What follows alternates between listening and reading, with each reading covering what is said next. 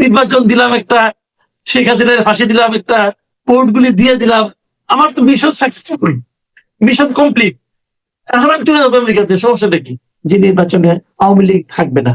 কিন্তু সারা দুনিয়া এটাকে ভালো নির্বাচন বলবে বলে আমার কাছে মনে হয় না ভাই। আমি মনে করি এটা বিএনপির জন্য খুব একটা সুখকর অভিজ্ঞতা সামনের দিনগুলিতে আসবে না। এ পাতানো হতে পারে, অস্বাভাবিক কিছু না। কারণ আমি লক্ষ্য করেছি ডক্টর ইউনূস সরকারের যে কোনো কর্মকাণ্ড যত বিতর্ক হোক না কেন, সেই ব্যাপারে পলিটিক্যাল পার্টিগুলো মানে জামাত, বিএনপি, এনসিপি এরা কোনো ধরনের সাধারণত প্রতিবাদ করে না। তারা যেন মেনে নেওয়ার জন্য বসেই থাকে, যেটা নাকি একেবারে নির্লজ্জের মতো হয়ে যায়। সেটা একটা লোক দেখানো মৃদু কোমল কোমল প্রতিবাদ তারা হতে বলে, মানে কথা বলে। আর আপনারা কোনো এক্সপ্লেন করবেন না, আপনার মতো করে চলবে, তা তো হবে না রে ভাই। অ্যাটর্নি জেনারেল তো মহাজ্ঞানী সাহেব, উনি তো মহাজ্ঞানী, উনি বলেছেন। তো উনি যে বলেছেন, উনি তো বিএনপির নমিনেশনও চান। তো উনি বিএনপির নমিনেশন চান, ইলেকশন করবেন। যদি বিএনপির নমিনেশন চান তাহলে ধরে নিতে পারে উনি বিএনপির একজন কর্মী। তো উনি বিএনপির কর্মী হয়ে বলেছেন, সব করে। আর ওনার নেতা যে বসে আছে ইংল্যান্ডে, সেটা বলে পারেন না। তাহলে উনি কোন নেতার চেয়েও বেশি জ্ঞানী হয়ে গেছে। এর আগে কিন্তু আমাদের তেল গ্যাস বন্দর নিয়ে কিন্তু একটা সংগঠন আলু মোহাম্মদ সাহেব যেটা লিডার ছিলেন, ওনারা কিন্তু এই সংগঠনের মাধ্যমে একবার হরতালও ডাকছিলেন। এত পাওয়ারফুল একটা সংগঠন। সেই সংগঠনের কোনো আওয়াজ শুনি না কেন? আলু মোহাম্মদ সাহেব কোথায় এখন? মুজাহিদুল ইসলাম সেলিম কোথায়? আমাদের আব্দুল্লাহ আবু সাইদ কোথায়?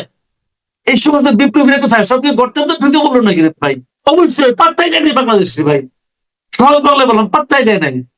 এর আগে বাংলাদেশ 2টা চিঠি লিখছে, 2বার কোনো জবাব দিছে, কোনো কনক্রিট জবাব দিছে? আমন্ত্রণ জানাচ্ছি প্রিয় দর্শক, মানচিত্র নিয়মিত আয়োজন কথোপকথনে আমাদের সঙ্গে যুক্ত রয়েছেন অবশ্যই সমসাময়িক বিষয় নিয়ে আলোচনার জন্য সিনিয়র সাংবাদিক এবং কলামিস্ট মাসুদ কামাল। আমরা একটু আলোচনা করতে চাই যে নির্বাচন হওয়ার কথাবার্তা বলা হচ্ছে ফেব্রুয়ারির দিকে, সেই নির্বাচনে আসলে কি ঘটতে যাচ্ছে, কতটা অংশগ্রহণমূলক হবে, অথবা আওয়ামী লীগ সেখানে পার্টিসিপেট করতে পারবে কিনা। এর মধ্যে আমরা নানান পর্যায়ে দেখতে পাচ্ছি যে আন্তর্জাতিক বিভিন্ন মহল থেকে এক ধরনের চাপ সম্ভবত আসতে শুরু করেছে সরকারের উপরে আওয়ামী লীগ সহ ইনক্লুসিভ নির্বাচনের বিষয়ে। যদি আওয়ামী লীগ শব্দটা তারা এখনো পর্যন্ত উচ্চারণ করেনি, তবে অংশগ্রহণমূলক নির্বাচনের কথা বলছে। সাংবাদিক মাসুদ কামাল, আপনাকে স্বাগত জানাচ্ছি এবং একই সঙ্গে শুরুতে এই প্রশ্ন, আসলে নির্বাচনটা অংশগ্রহণমূলক হবে কিনা? এবং আপনার কথা বলার সুবিধার্থে আমি একটু ধরিয়ে দিই যে কমনওয়েলথের মহাসচিব শার্লি বোচওয়ে যে আগে বাংলাদেশ সফর করে গেলেন, সেখানে তিনি বিভিন্ন পর্যায়ে যে বৈঠকগুলো করেছেন প্রধান উপদেষ্টা সহ এবং তার পরবর্তী যে ফেসবুক স্ট্যাটাস গুলো দিয়েছেন, সেখানে তিনি অংশগ্রহণমূলক নির্বাচনের কথা বলেছেন। আপনি বিষয়টিকে কি হিসেবে দেখছেন? এবং আমরা জানি যে কমনওয়েলথভুক্ত 56টি রাষ্ট্র রয়েছে। বিষয়টা হয়েছে কি, আপনি এই যে কমনওয়েলথ মহাসচিবের যে আপনার পোস্টের কথা বললেন, এটা অবশ্যই আমার চোখে পড়েনি। বাট আপনি যে কথাটা বললেন, নিশ্চয়ই আপনি দেখেই তো বলেছেন। তো এটা যদি উনি বলে থাকেন, বলাটাই স্বাভাবিক। স্বাভাবিক এই কারণে, যে আসুক, বিদেশি যত দেশের প্রতিনিধি আসুক, কোন প্রতিনিধি এ কথা বলবেন না যে একটা বড় রাজনৈতিক দলকে নির্বাচনের বাইরে রেখে যদি কোনো নির্বাচন হয়, সেই নির্বাচন অংশগ্রহণমূলক, ইনক্লুসিভ অথবা পার্টিসিপেটরি, আপনি যে শব্দই ব্যবহার করেন না কেন, সেই নির্বাচন ভাই সারা দুনিয়ার কাছে খুব ভালো নির্বাচন হিসাবে বিবেচিত হবে না। এখন এই ধরনের খারাপ নির্বাচনের সঙ্গে আমাদের অভিজ্ঞতা ছিল, আমরা এর আগে বহুবার দেখেছি। সেই 96-এর ফেব্রুয়ারি নির্বাচন থেকে শুরু করে এর আগে এরশাদের নির্বাচন বহু দেখেছি। তারপরে এই 2014 নির্বাচন, 2018 নির্বাচন, 24-এর নির্বাচন, আমরা এ ধরনের নির্বাচন বহু দেখেছি। এবং এই নির্বাচনগুলো সারা দুনিয়ার গণতন্ত্রকামী মানুষের কাছে একটা অচেনা নির্বাচন এবং তাদের কাছে একটা অগ্রহণযোগ্য নির্বাচন। এখন অগ্রহণযোগ্য নির্বাচন হলে কি দেশ চালাতে পারবে না? পারে তো। সামরিক শাসন তো সবার কাছে অগ্রহণযোগ্য, তারা কি দেশ চালাচ্ছে না? চালাচ্ছে। এখন কথা হলো যে ডক্টর ইউনূস, যিনি একটা অসাধারণ ইতিহাসের শ্রেষ্ঠ নির্বাচন দেওয়ার অঙ্গীকার করেছেন, বেশ বাহাদুরি করে গর্ব করে বলেছেন আমরা এমন একটা নির্বাচন দিব যেটা নাকি আমাদের জন্য সর্বশ্রেষ্ঠ নির্বাচন হবে, সেটা বলার পর যদি এরকম একটা নির্বাচন হয়, তাহলে সেটা আমি মনে করি জাতি হিসেবে আমাদের জন্য খুবই দুঃখজনক হবে। ইউনূস সাহেবের যদি মান সম্মান থাকে, ওনার জন্য অপমানজনক হবে। আর যদি মান সম্মান না থাকে, সেটা অন্য হিসাব, ওই হিসাব থেকে কথা বলতে পারবো না। কিন্তু ওনার মতো লোকের কাছ থেকে এই ধরনের নির্বাচন আশা করা যায় না। কিন্তু বাস্তবতা কি? বাস্তবতা হলো উনি তো এর আগেও বলেছেন, মাঝখানে দেখলাম যে উনি বলেছেন যে আওয়ামী লীগের নির্বাচনে অংশগ্রহণ করার কোনো সম্ভাবনা বোধহয় নাই। এটা উনিও কিন্তু বলেছেন কিছুদিন আগে। সেই কথা উনি কিভাবে বলেছেন আমি জানি না। বলা স্বাভাবিক, কারণ আওয়ামী লীগকে স্থগিত করা হয়েছে তার রাজনৈতিক কার্যক্রম, আর নির্বাচন তো একটা রাজনৈতিক কার্যক্রমই, তাই না? ইসি তাদের আপনার নিবন্ধন স্থগিত করে রাখছে। তো এই সমস্ত কাজ মনে হচ্ছে যে সরকার অগ্রসর হচ্ছে এমন একটা নির্বাচন করার জন্য যে নির্বাচনে আওয়ামী লীগ থাকবে না। কিন্তু সারা দুনিয়া এটাকে ভালো নির্বাচন বলবে বলে আমার কাছে মনে হয় না ভাই।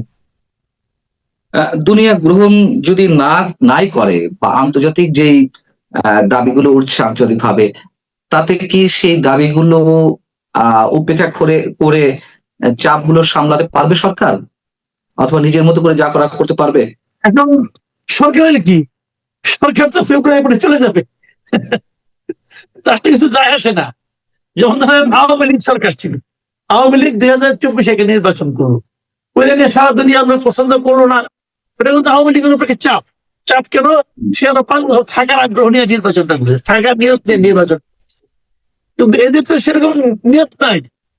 এদের কথা হলো আমি করে দিয়ে চলে গেলাম। এখন লোককে আপনি গালাগালি করতে পারেন, আপনি সমালোচনা করতে পারেন। এখন যদি মনে করেন যে যাই বলুক আমি কিছু মনে করবো না, আমি কিছু মাইন্ড করবো না, যদি সে মনে করে এইভাবে যদি সিদ্ধান্ত নেয়, যদি কেউ সিদ্ধান্ত নেয় আমাকে যে যাই বলুক আমি অপমান বোধ করবো না, তাহলে তাকে আপনি কেমন করে বুঝাবেন যে ভাই এই কাজটা করা আপনার ঠিক হচ্ছে না? এখন ওনাদের ভাবভঙ্গি দিয়ে মনে হচ্ছে ওনারা সিদ্ধান্ত নিয়ে রাখছেন যে ওরা কিছু মনে করবেন না, যে যাই বলে বলুক, কি আছে যায়, আমার কাজ তো আমি করতে পারলাম। নির্বাচন দিলাম একটা, শেখ হাসিনার ফাঁসি দিলাম একটা, কোর্টগুলি দিয়ে দিলাম, আমার তো মিশন সাকসেসফুল, মিশন কমপ্লিট। এখন আমি চলে যাবো আমেরিকাতে, সমস্যাটা কি? ঠিক আছে, না আপনি যেটা বলছেন সেটা যথেষ্ট লজিক্যাল বর্তমান বাস্তবতার প্রেক্ষিতে।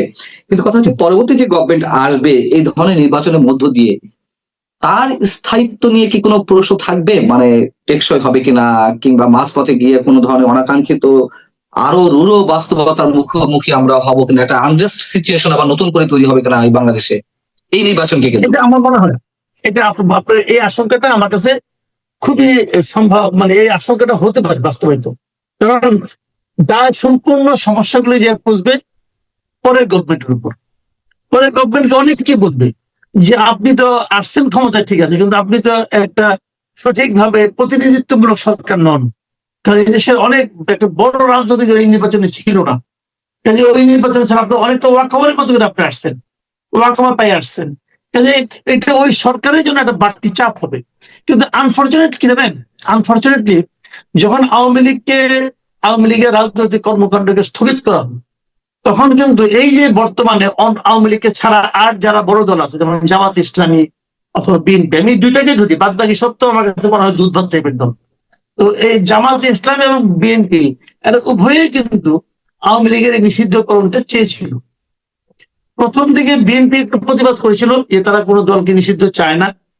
পরের দিকে এসে যখন নিষিদ্ধ ঘোষণা করা হলো, যখন নাকি যে হাসনাত আব্দুল্লাহরা তারা মিটিং করলো, ঠান্ডা পানির মানে স্পর্শ পেয়ে পেয়ে আন্দোলন করলো, তখন কিন্তু বিএনপি আর কোনো প্রতিবাদ করে নাই।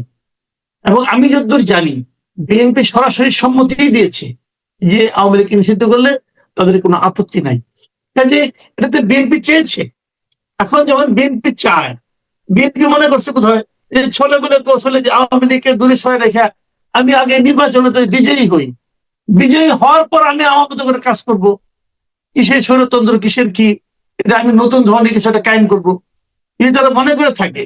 আমি মনে করি এটা বিএনপির জন্য খুব একটা সুখকর অভিজ্ঞতা সামনের দিনগুলিতে আসবে না, এটা আমার ধারণা। আপনি কথা প্রসঙ্গে পোর্টের প্রসঙ্গ নিয়ে আসলেন। লালদিয়া কন্টেইনার টার্মিনাল দেওয়া হয়েছে, পাশাপাশি আরো একটি টার্মিনাল দেওয়া হয়েছে বিদেশি ধাতে। নিউ বোরিং কন্টেইনার টার্মিনাল নিয়েও কথা হচ্ছে। আমরা কোনো রাজনৈতিক দলের পক্ষ থেকে তুমুল কোনো বিরোধিতা দেখলাম না। এমনকি লালদিয়া কন্টেইনার টার্মিনাল সহ আরো যেটি দেওয়া হলো বিদেশি কোম্পানিদের হাতে ইজারা দেওয়া হলো, সেই ঘটনার পরে আমরা কয়েকদিন পর দেখলাম তারেক রহমানের একটি ফেসবুক পোস্ট, যদি হাইকোর্টে রিট করা হয়েছে সেটি নিউ বোরিং কন্টেইনার টার্মিনাল নিয়ে। সবকিছু মিলিয়ে আমি যদি প্রশ্নটা এরকম করি যে তারপরেও তো ফর্মালি বিএনপি বলেছিল যে আমরা চাই না এই সরকার এইগুলো করুক, অনির্বাচিত সরকার। সিপিবি থেকে শুরু করে আরো বিভিন্ন রাজনৈতিক দল, ইভেন জামাতে ইসলামেও তারাও বিরোধিতা করেছে, এবং সেনা প্রধানও বলেছিলেন যে কোনো অনির্বাচিত সরকার এই ধরনের সিদ্ধান্ত নিতে পারে না, নির্বাচিত সরকারই ভোটের বিষয়ে সিদ্ধান্ত নেবে। তাহলে কি সবাইকে বুড়ো আঙুল দেখিয়ে ডক্টর ইউনূস সরকার এমন একটি সিদ্ধান্ত নিল? তার কি আসলে তিনি জানেন যে এই যে দাবিগুলো খুব দুর্বল দাবি, সো সে যা করার তাই করে যাবেন? বিষয়টা কেমন আপনার দৃষ্টিতে? দেখেন, হতে পারে আপনি যেটা বললেন, যে আশঙ্কাটা করলেন যে এটা একটা আসলে পাতানো খেলা, কিনা এই পাতানো খেলা হতে পারে, অস্বাভাবিক কিছু না। কারণ আমি লক্ষ্য করেছি ডক্টর ইউনূস সরকারের যে কোনো কর্মকাণ্ড যত বিতর্ক হোক না কেন, সেই ব্যাপারে পলিটিক্যাল পার্টিগুলো মানে জামাত, বিএনপি, এনসিপি এরা কোনো ধরনের সাধারণত প্রতিবাদ করে না। তারা যেন মেনে নেওয়ার জন্য বসেই থাকে, যেটা নাকি একেবারে নির্লজ্জের মতো হয়ে যায় সেটা একটা লোক দেখানো মৃদু কোমল কোমল প্রতিবাদ তারা হতে বলে, মানে কথা বলে যে এটা আমরা চাই না, মানি না, অথবা কিন্তু তারপরে কিছু না। এর মধ্যে সবচেয়ে কঠিন যে মন্তব্যটা আমি পেলাম কালকে, আমি তারেক রহমান সাহেবের যে পোস্ট, যেটা ওখানে উনি বেশ কঠিন ভাবে এলডিসি থেকে উন্নয়নের বিরোধিতা করলেন এবং কোর্টের ব্যাপারে বললেন, কিন্তু এর থেকে কোনো হেলদোল লক্ষ্য করা গেল? কোনো চেঞ্জ তো হলো না। যা বলেছেন বলেছেন, এরাও কিছু বলছে না, তারাও উনি ওখানে করে যাচ্ছেন। বাট রিয়েলিটি হলো কি জানেন, এটা ওনারা করতে পারেন।